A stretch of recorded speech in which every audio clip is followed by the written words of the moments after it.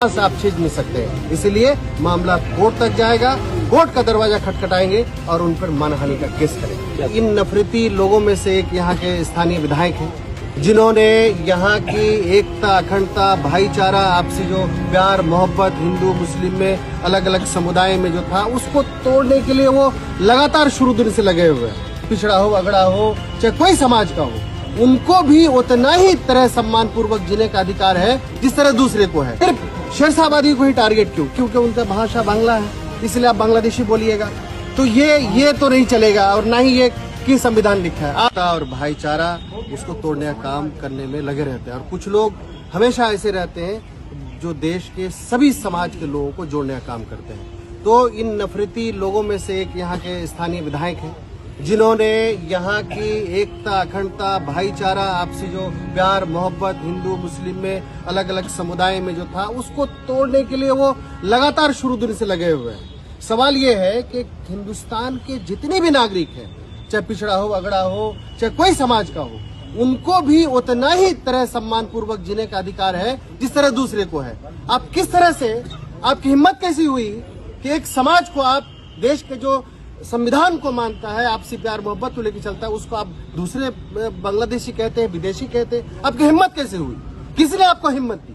तो सवाल ये है कि ये जो बेटा और पुत्र का जो अलग अलग तरीके से बयान है, जैसा हमारे विधायक जी ने बताया, तो इस पे एक बड़ा संदेह है। अपनी निजी राजनीति करने के लिए, निजी सुरक्षा को बढ़ाने के लिए, अपने निजी राजनीति के हम ज्यादा नफरती हैं, या और भाजपा के लोग नफरती हैं, या और दूसरे लोग नफरती हैं, उसको आगे बढ़ाने के लिए किसी आप समाज को कैसे टारगेट कर सकते हैं? शेरशाहबादी समाज दूसरे समाज की तरह शांति प्रिय और यहाँ के संविधान प्रिय और यहाँ के जो मानने वाले लोग हैं, जो एक साथ मिलकर रहते हैं, जो अत्यंत पिछड़ा में शामिल है, आपके बिहार में जो केंद्र के ओबीसी में शामिल है, और सिर्फ शेरशाहबादी को ही टारगेट क्यों? क्योंकि उनका भाषा बांग्ला है, इसलिए आप बांग्लादेशी बोलिएगा। तो ये तो नहीं चलेगा, और ना ही ये की संविधान लिखा है। आप भी अलग अलग राज्य से आए हैं, मुझे खबर है कि वो खुद जो है राजस्थान से आए हैं, तो क्या उनको बोला जाए कि भाई ये तो राजस्थानी यहाँ पर क्यों रहते हो? सवाल ये है कि इस देश का जो संविधान है, उस संविधान के खिलाफ जो भी करेगा, हम लोग आवाज उठाते हैं और लगातार उठाएंगे।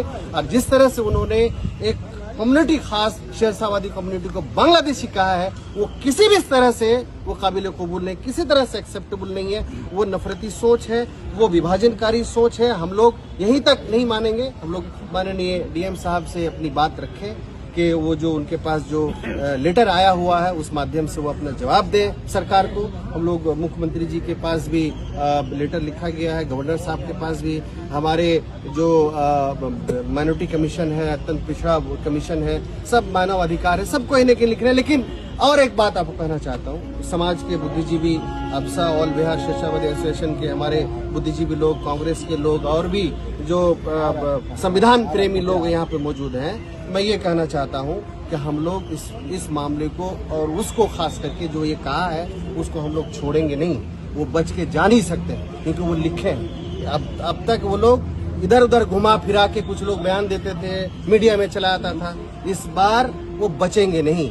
इस बार उनको कोर्ट में घसीटेंगे, और कोर्ट से ही फैसला होगा कि कौन इस देश के नागरिक है और कौन भ्रम फैला के अपना नफरती राजनीति को आगे बढ़ाना चाहते हैं। आने वाले दिन में मामला स्वाभिमान का है, मामला सम्मान का है। ये अच्छी तरीके से जीने का अधिकार है, और ये जीने का अधिकार किसी समाज से आप छीन नहीं सकते हैं। इसलिए मामला कोर्ट तक जाएगा।